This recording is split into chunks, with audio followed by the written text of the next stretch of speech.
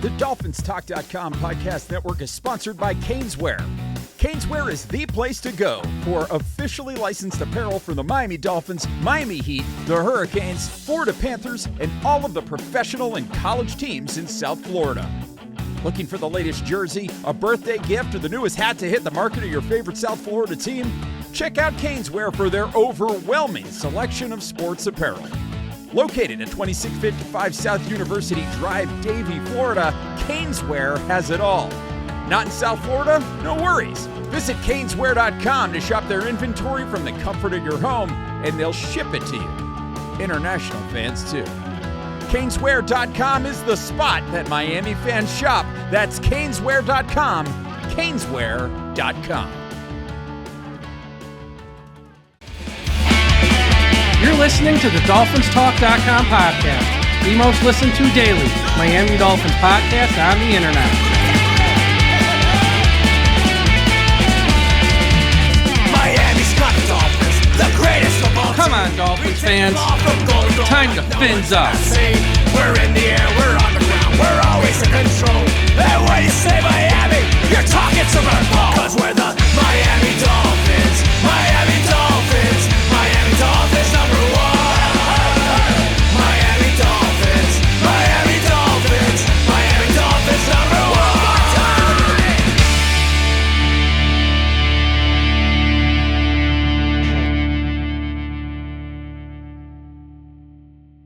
Joining me today on the DolphinsTalk.com podcast is an old friend of the show, the host of the Ross Tucker podcast, Ross Tucker Football Podcast, and you can follow him on Twitter at Ross Tucker NFL. You can hear him on Westwood One, and now is a weekly game analyst at CBS. Ross, we're moving up in the world. You're in the rotation with Tom McCarthy and Jay Feely. Ross Tucker. Ross, how you doing today?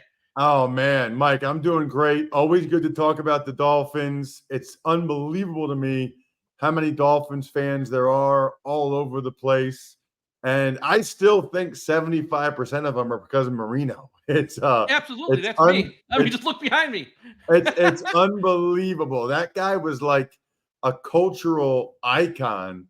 So I love it. I mean, as late as 10 years ago, I swear you'd still go to a gas station sometimes and there'd be a guy with like jean shorts on with a Marino jersey. It was unbelievable. Hey, if you grew up in the 80s, what Pat Mahomes is today, for people who weren't around in the 80s, that is what Marino was. He cultivated a generation of fans because nobody threw the ball that much in games. He was putting up 40-plus touchdowns, 48 touchdowns. His season in 84, I think, just created a generation of fans like me, people who didn't even live in South Florida, but like, that's my guy. I'm in Bills country. Listen, I root for the Dolphins. That's all you need to know.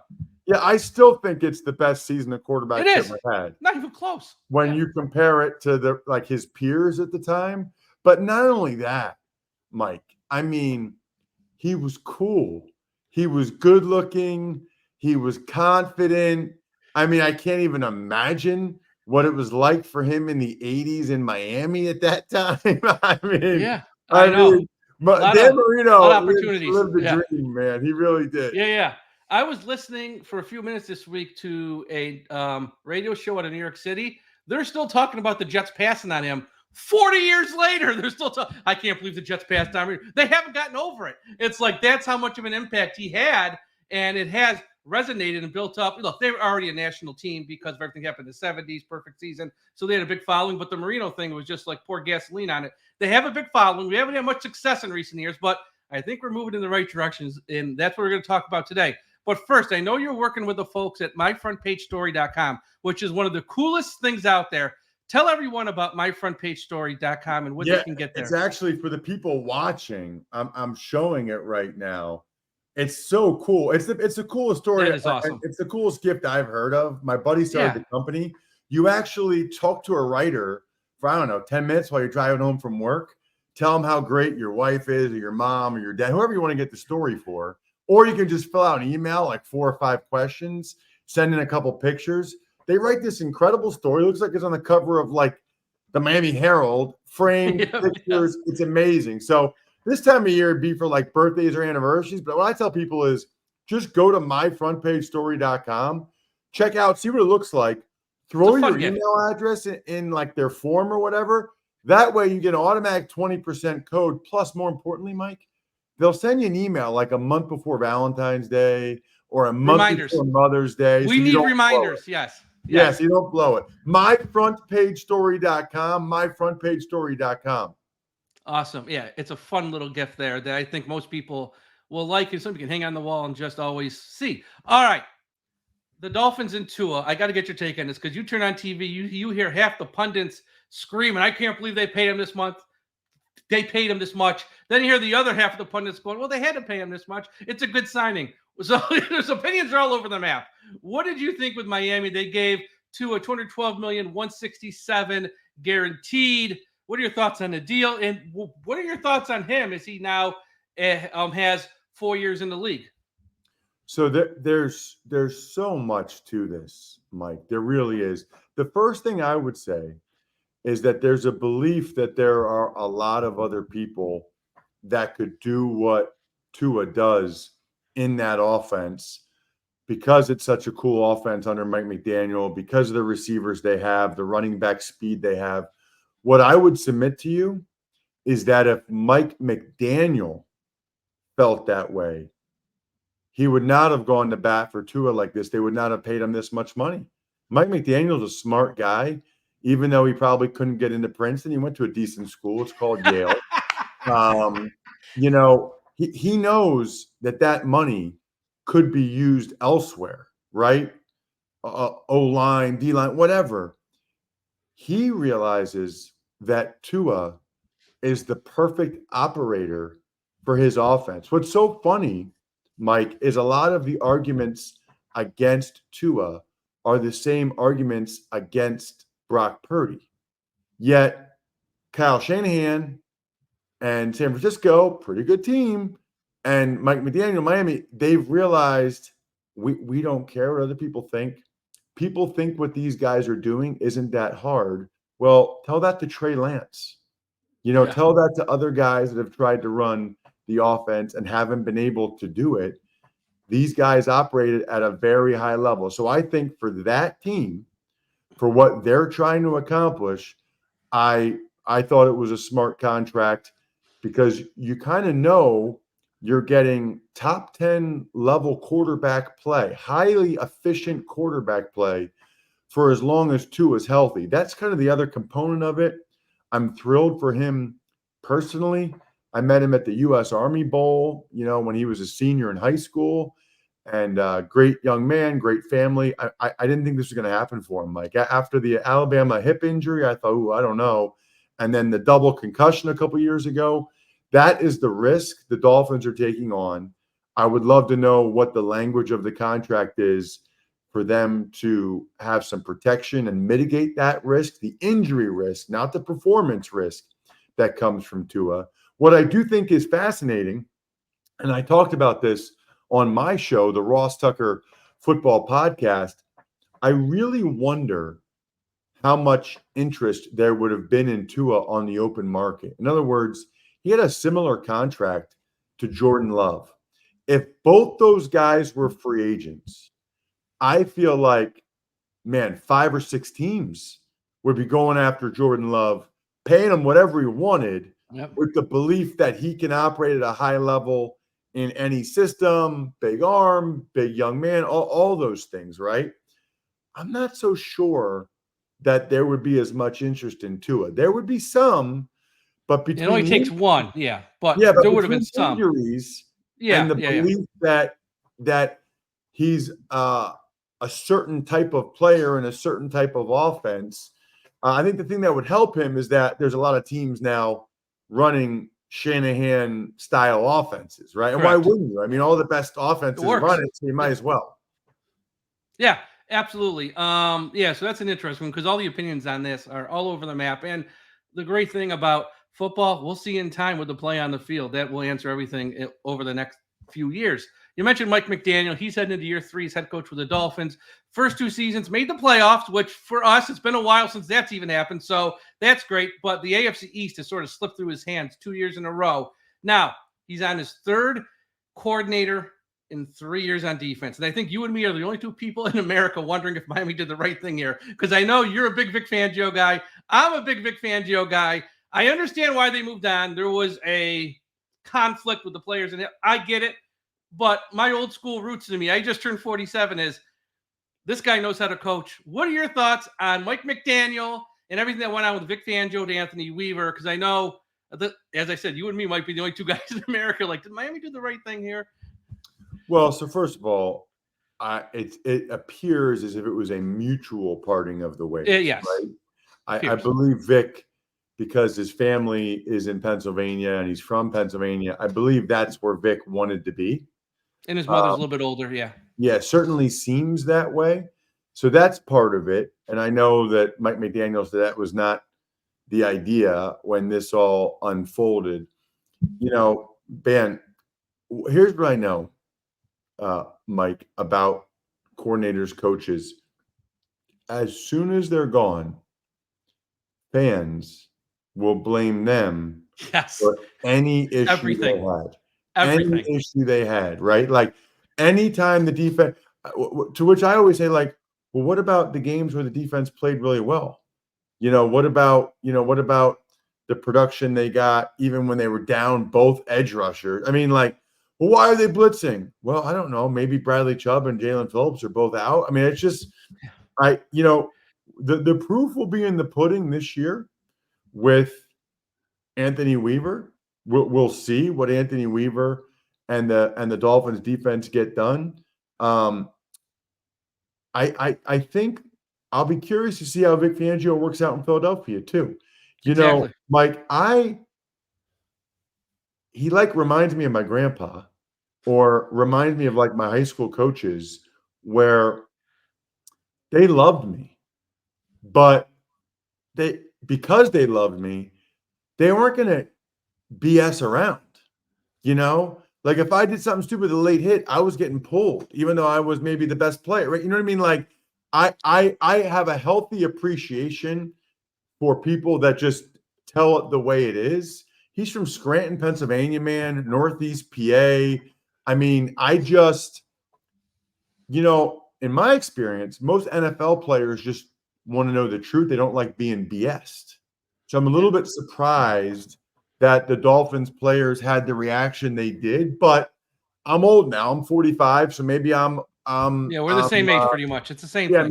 Maybe I'm over the hill. I don't know, but the Eagles players seem to like him so far, but it's early, so we'll see what happens. Yeah, I just know that last year, Ramsey missed half the year. Holland missed 5 or 6 games. Chubb, Phillips go down. By the end of the year, Andrew Van Ginkel was out. They lost Jerome Baker for a month. And that defense, with all those changes, moving parts, guys in and out, it wasn't a top 5 defense, but it wasn't that bad either. And it kept them in a lot of games that they won. So we'll see. And it's nothing to do with Weaver. He just took an open job. It's more to do with, we'll see how we'll see on that side of the ball this year. 2 questions left because I know you have to get going here. Tyreek Hill was voted the #1 player in the NFL on the NFL's top 100, voted by the peers, the whole thing. How good? Because you have covered him for a few years now. I mean, he's such a game changer. What does he do to an opposing team who plays Miami? What does he do to the other players on Miami's offense? Just try to explain to people how good and how much of a weapon he is. Well, he's the fastest human being I've ever seen on a football field. And unless you're actually, you can tell on TV, but when you're there in person, or especially on the sideline, the fact that he can make NFL players look as slow as he does, it's really impressive. He's such a better contested catch guy than I realized. I mean, he'll jump and make plays downfield even when he's not wide open. But the amount of stress and pressure he puts on a defense, you have to have a safety over the top, or else you've got to have whoever's covering him way off. And so then you're just giving up the underneath stuff. It's like stealing the underneath stuff. It really is. And I think McDaniel does a fantastic job. That quote unquote cheat motion. By the way, Mike, nothing has changed. I know. I don't know if it's an emphasis this year or what, but you were never allowed to have an abrupt movement. You were never allowed to go forward. Nothing has changed in my mind at all. But yes, he's he's fantastic. And I think that the Dolphins did the right thing, making sure he'd be happy and he'd be there for years to come. All right, last question I got to ask you, because you played for the Buffalo Bills for a couple years, and in recent years, we've heard a lot of players on the Bills, when they have to go to South Florida, complain about the heat. It's not fair. We should have to play, put the games at night. They should have a dome down here. When you played in Miami, how bad was that South Florida heat, humidity, when you had to travel down there, and you played for, obviously, an opponent that's not accustomed to that? Is it as bad as all these players? Now, look, the Bills win versus us every time. I don't know what they're complaining about. But how bad is that South Florida heat? As someone who played and is not used to it, but then when you travel down there for a week, is it as bad as everyone says? Played down there a couple times. I remember 2003 in Buffalo. We were undefeated. We came down there, and it was a Sunday night game. And Ricky Williams ran all over us. And it was, even at night, it was hot. Yeah. The next year, 2004, it turned into a shootout. I want to say it was like 42-32. And that was a Sunday 1:00 game. They wore their whites, made us wear the darker jerseys. Yeah. It was definitely hot. Now, we ended up scoring a bunch of points and beating them. And I want to say that was probably November. So that's it. Yeah. I think that, though, is the bigger adjustment. When you're used to September, yeah, it's really hot, but like these guys are at training camp, which is really hot. I think when you get to November and you go down there and it's still really hot down there, but you're used to 40s every day outside for practice, that's certainly an adjustment. But I also think that's a little bit of an excuse. I just think, although, you know what? New England with Brady always had trouble down there. There's got to be something to it, Mike. There's got to be something. And I know week 2 this year, they traveled to Miami on a short week, Thursday night football at night. So it's going to be interesting to see if the Bills, because I think it's more the modern guys, not the guys from your era who complain, but some of these modern guys are like, it's not fair. It's like, guys, you win every time you play us. I don't know what you're complaining about anyways.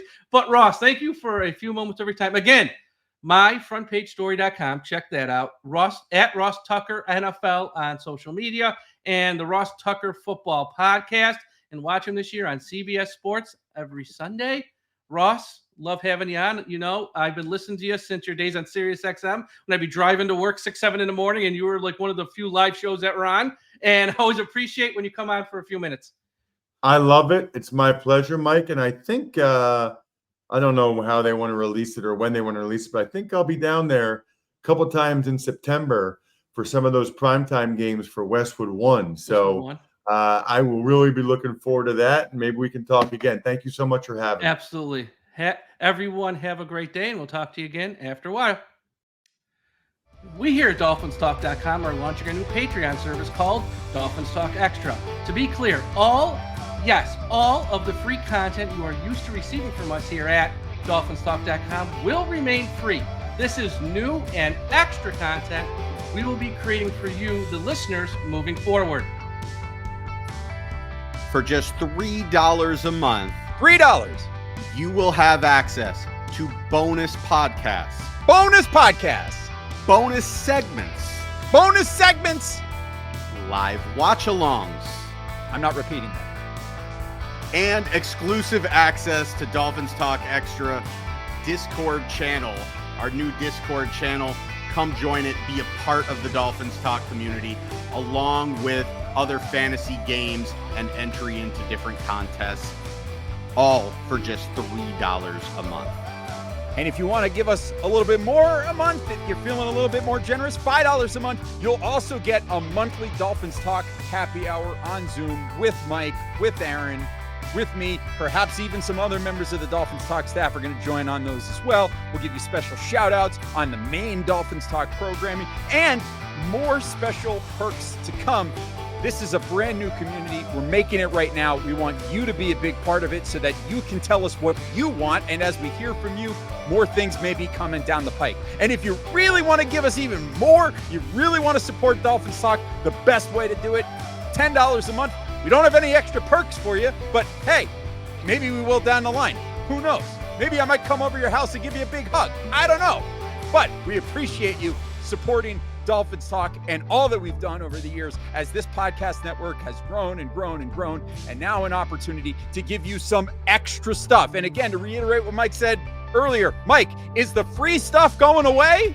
The free stuff is not going away. It will remain 100% free. And this is just extra. And, you know, we've grown over the years, and we do thank you for all of your support. People are always asking us, because they want more and more and more. And we found a way to provide you more. And we hope you all sign up. And if you have any questions, feel free to reach out to us via email at DolphinsTalk1977@gmail.com or on Twitter, X, whatever we're calling it this week, at Dolphins Talk. Everyone have a fantastic day. Go Dolphins! Bonus bagel.